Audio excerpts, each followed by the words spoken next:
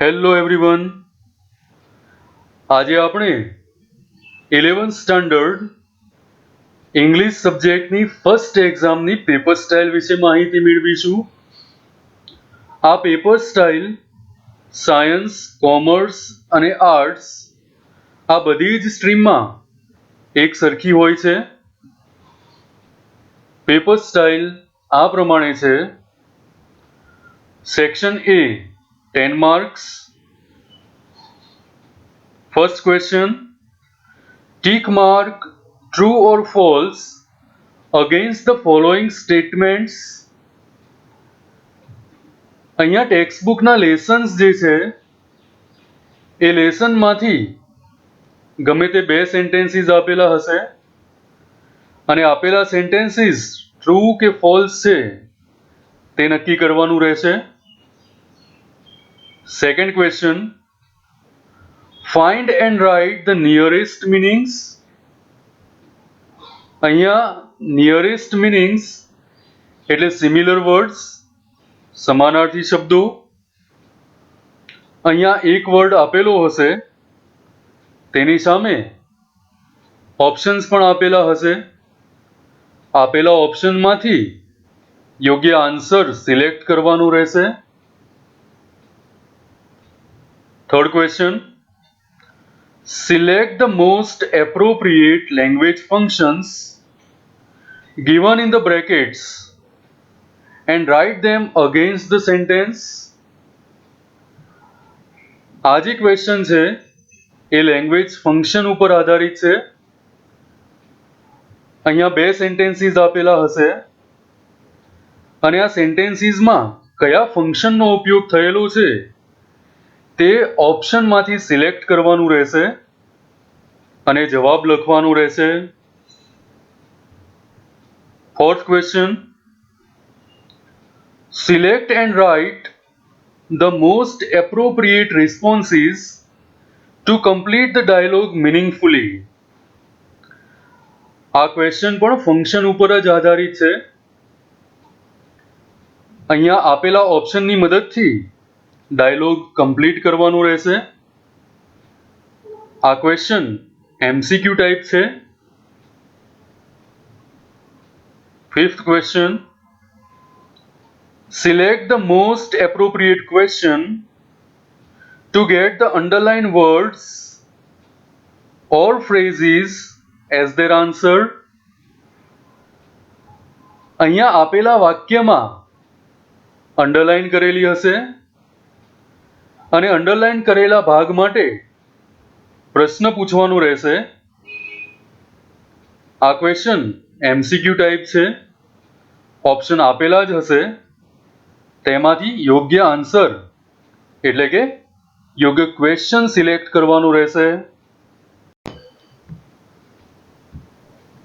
Section B.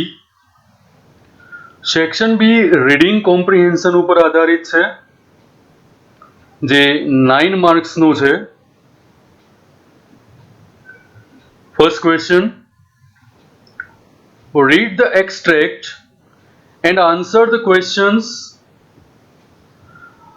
અહીંયા આપેલો paragraph વાંચવાનો છે અને તેના જવાબ લખવાના રહેશે. અહીંયા જેટલા પણ પેરેગ્રાફ્સ હશે આ બધા જ પેરેગ્રાફ ટેક્સ્ટ બુક ઉપર આધારિત હશે. Second question, read the following passage and answer the questions given below it. અહીંયા પણ પેરેગ્રાફ આપેલો હશે અને પેરેગ્રાફ પછી ક્વેશ્ચન્સ આપેલા હશે, તેના આન્સર લખવાના રહેશે. અહીંયા જે પણ પેરેગ્રાફ હશે તે સપ્લિમેન્ટરી બુક ફ્લેમિંગોમાંથી લીધેલ હશે. Section C, reading comprehension 10 marks. First question, summary writing. Summary writing એટલે સંક્ષિપ્ત લેખન.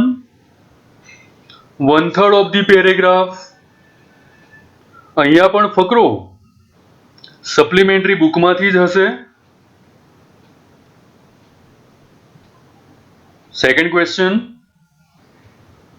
read the news clippings and answer the questions.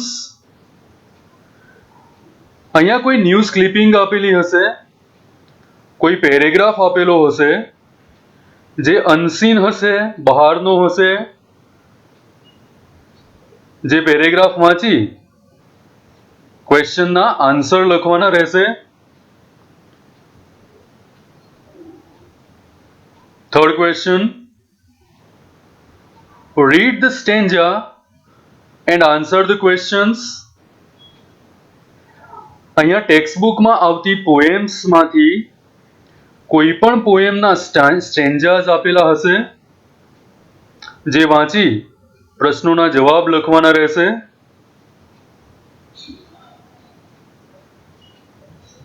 Fourth question, do as directed. આ ક્વેશ્ચનની અંદર ચેન્જ ધ ટેન્સ પૂછાઈ શકે, કાં તો પછી એક્ટિવ પેસિવ પૂછી શકે, કાં તો પછી ચેન્જ ધ જેન્ડર પણ પૂછી શકાય છે.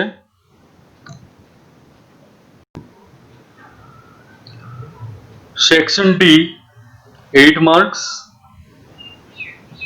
First question, reported speech.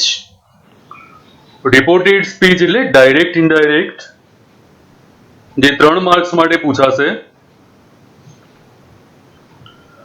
Complete the sentence using the functions given in the brackets. અહીંયા આપેલા સેન્ટેન્સને કમ્પ્લીટ કરવાનું રહેશે અને આ સેન્ટેન્સને કમ્પ્લીટ કરવા બ્રેકેટમાં ફંક્શન્સ પણ આપેલા હશે જેની મદદથી સેન્ટેન્સ કમ્પ્લીટ કરવાનું રહેશે. Third question, editing. આપેલા પેરેગ્રાફમાં ભૂલો હશે જેની નીચે અંડરલાઇન પણ કરેલી હશે, તો એવા ભાગને કરેક્ટ કરી ફરીથી લખવાનું છે. Section E, writing section, 13 marks. First question, information transfer.